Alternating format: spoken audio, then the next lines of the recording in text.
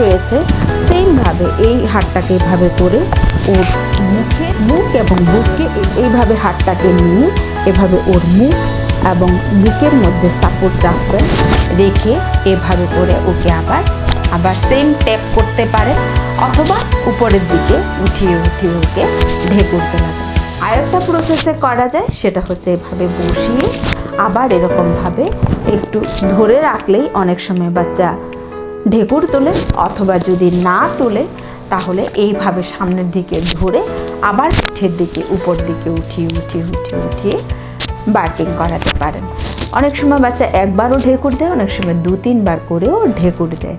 তো বাচ্চার ডাইজেশনের জন্য প্রত্যেক বাচ্চাকে প্রত্যেকবার ফিডিংয়ের পরে অবশ্যই ঢেকুর তোলাবেন।